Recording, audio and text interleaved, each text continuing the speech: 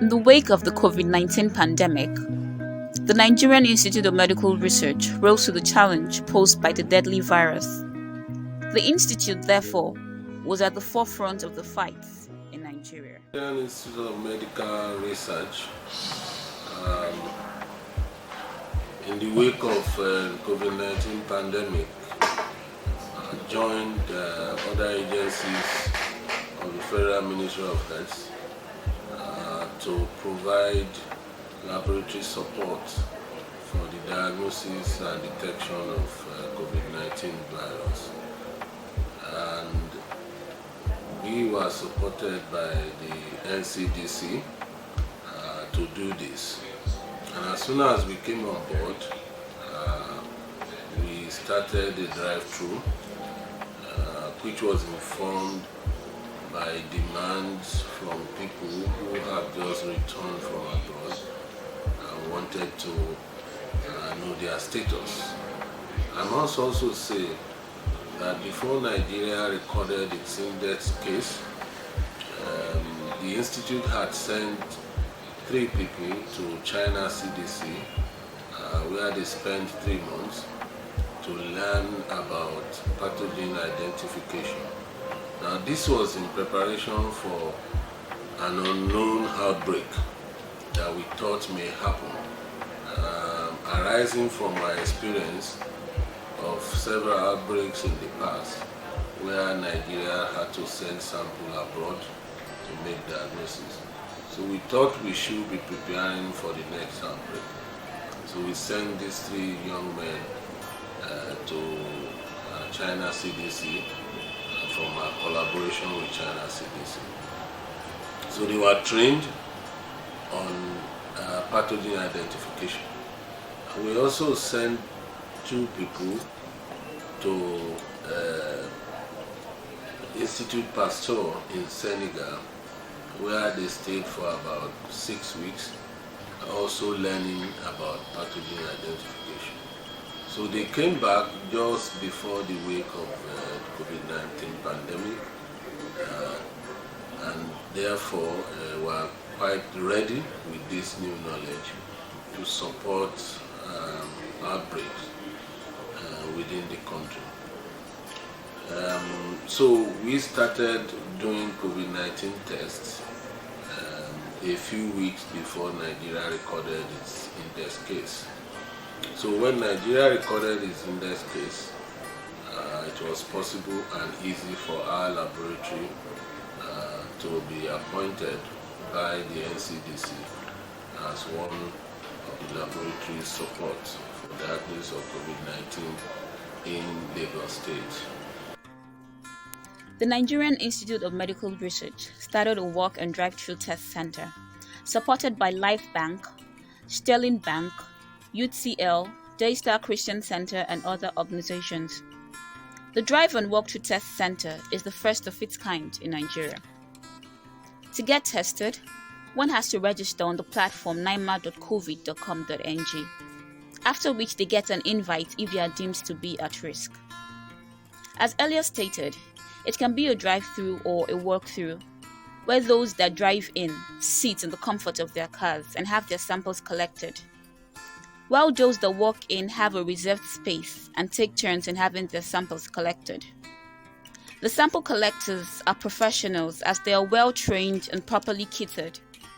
Also, they observe the necessary protocols and follow the appropriate guidelines.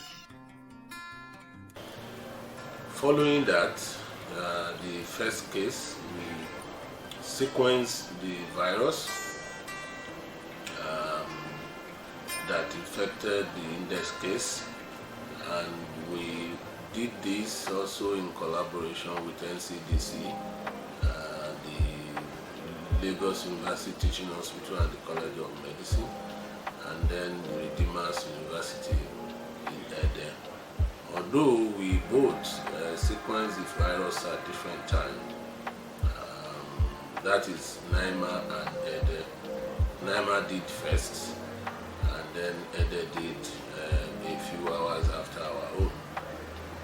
But because we are sequencing the same virus of the same patient, and of because we are working under the NCDC, we had to come together to produce a joint report of Africa's first COVID-19 virus sequence, which we have since deposited in the gene bank, and the work is currently being published.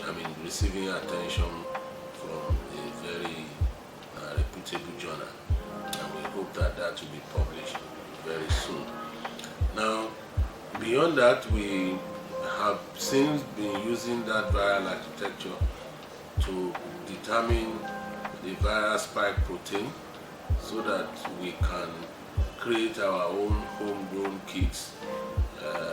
As we speak, we are developing a point of care isothermal PCR testing, which will revolutionize the diagnosis and laboratory practice about COVID-19, such that every hospital and every lab will be able to do these tests without much ado. We recently got some support to do this from Faith Foundation Philanthropies, led by Mr. Afola Adeola. The drive-thru has been in existence since March 30th, and we have been supported by Good Samaritans and companies. This include Daystar Christian Church, Sterling Bank, UTL Trust, Flower Mills from Nigeria, and Olam Group, a few others that I'm yet to remember their names. But we've received a lot of support from Nigerians that have kept our drive-thru going. And the drive-thru is open to everybody to get a free COVID-19 test done in NIMR. In the last 2 weeks or so, we started thinking and actually launched a self-swab sample collection where people, through our websites and telemedicine supported by Mobile Health, led by Dr. Fumi Adewala, to go through their telemedicine and then get a request to have a self-swab test done. This can be done by visiting our website and then connect to Mobile Health website, because they will be the one to send us the names of the individual who will have the self-swab test done. I must mention that the drive-thru test was supported heavily by Live Bank, which has been our partner since May 30th. They've looked for funds for us. They provided us kits, they provided us PPEs. In actual fact, it's like their baby, which was sold to us as an idea, and we bought that, and we've been working together, and so they share a lot of the glory of the drive-thru as much as the Institute does. So generally, NIMR has been involved in a lot of service to make COVID-19 pandemic control and diagnosis easy. In the area of research, which is our core mandate, we have been involved in a drug trial to test the efficacy of hydroxychloroquine and chloroquine. We are doing that in conjunction with Lagos University Teaching Hospital. I believe we started yesterday, hoping that we will be able to provide information to Nigerians on the efficacy of chloroquine, hydroxychloroquine or azithromycin, either alone or in combination, among the Nigerian patients, so that we can advise appropriately whether people should continue to use this drug or not. We are in collaboration with some of our colleagues in Northwestern University in the US. We are trying to look at to see if they have neutralizing antibodies after they have been discharged from the clinic. That study is ongoing. So we are currently optimizing the rapid test that will determine if people have antibodies or effective antibodies against COVID-19 within the community already. Once we are able to optimize this test and it's gotten significant sensitivity and specificity, we will go to the field. This part of the study is supported by University College London. They are providing us funds. So these are the major research that is on board. Well, I believe in all our experiences, we must have tested more than 6,000 people from our drive-through and from the ones brought to us by Lagos State or from other states. And we have seen that this disease is real. Many of them are positive.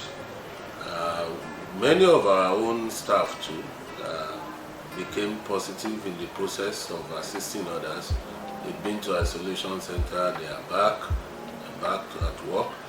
They are very lucky. So this disease is very real. We must continue to do social distancing, even though this is a big challenge. But we must continue to engage in regular hand washing, the use of sanitizer, good respiratory hygiene, the use of mask. Well, at least mask prevents droplets from people who are infected from getting to infect others. And of course, generally, we must observe the usual hygiene measures. I know that we now having community spread of the disease, but Nigerians have been very lucky as many of our young populations are able to survive and cope with the infection. This is an advantage that we must not misuse, so that we don't think that we are completely immune as young people to the disease. The disease can ravage anybody, and I think once we do the preventive measures, we are more likely not to contract the disease.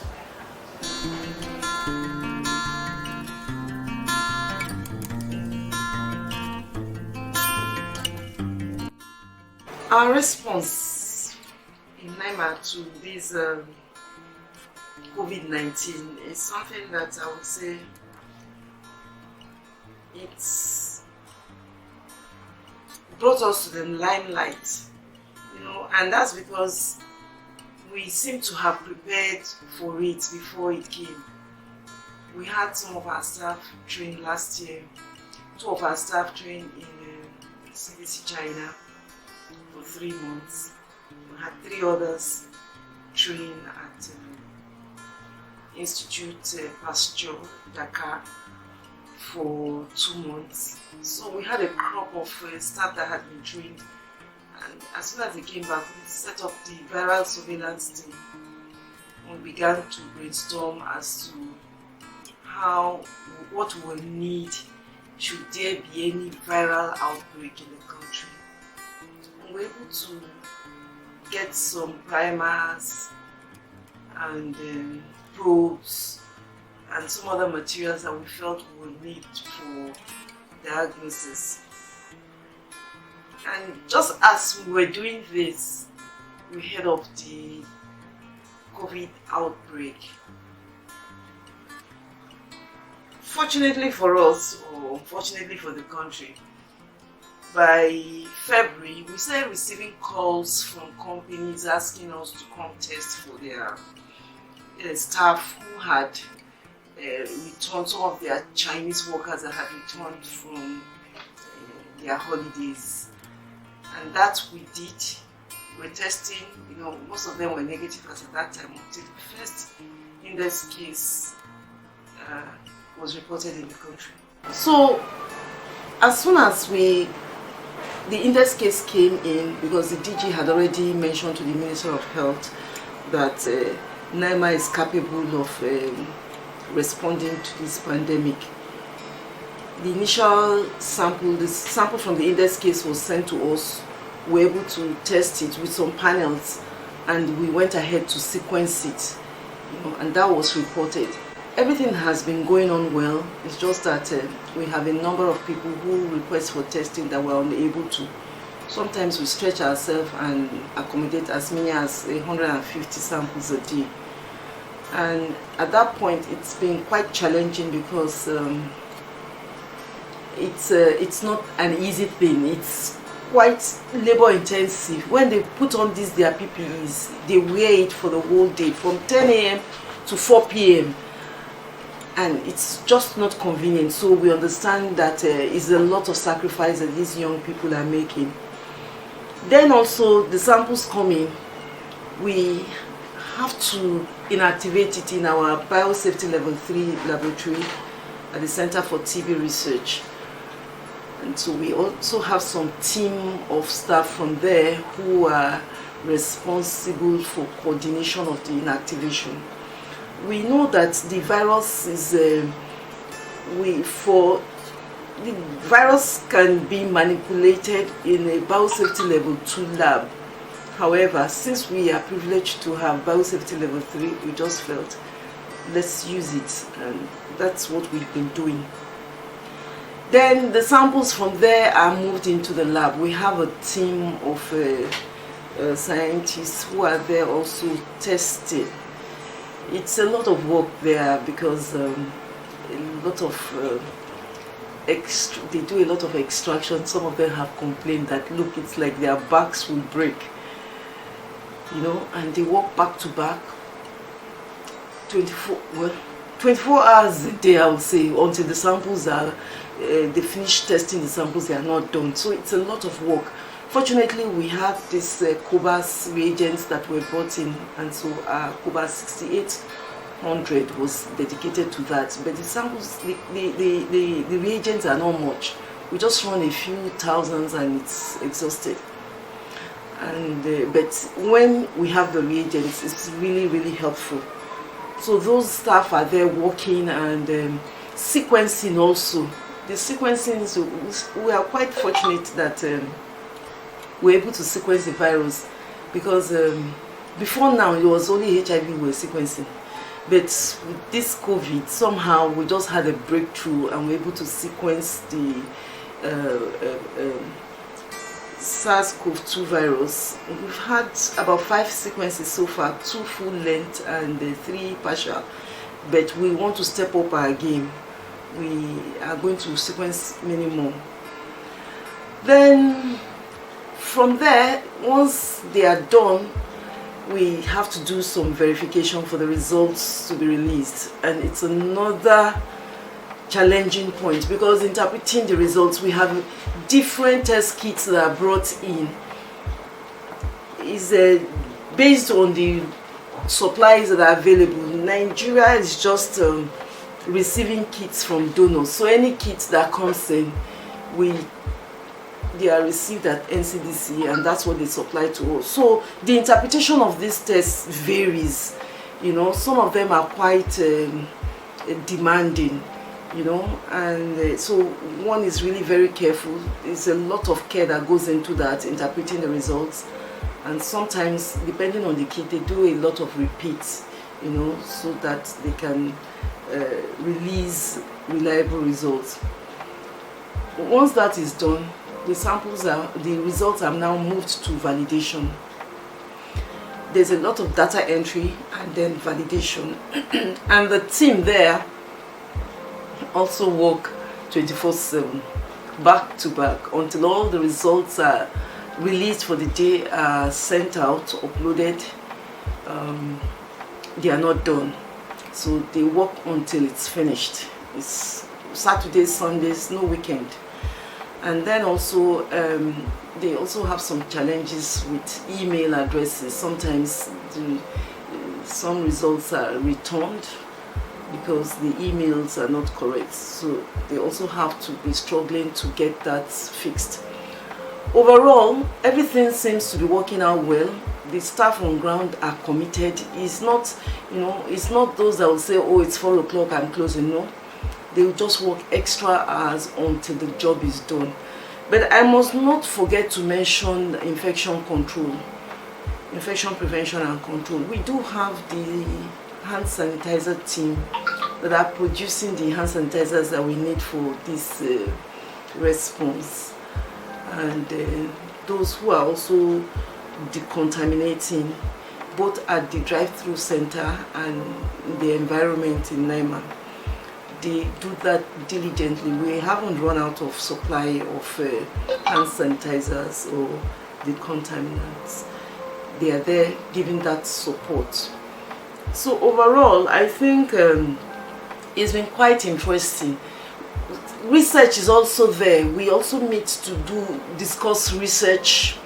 You know, some of our data we also evaluate, you know, and there's a lot. And one thing I find out is that those who are working in the lab are the same people writing this manuscript, so it's really quite demanding. It's quite demanding, but I'm glad they are able to meet up with that challenge. It's not easy, sincerely, it's not easy, but we're pushing on, and I want to also appreciate the support we receive from the management. Particularly the Director General. He's giving us all the support, and we are pushing on. There's a lot of things that we didn't know we could do, but with this outbreak and our response, as these challenges come, we sit up or stand up to meet the challenge. And so discovering like the sequencing that we're able to do, for me is a plus.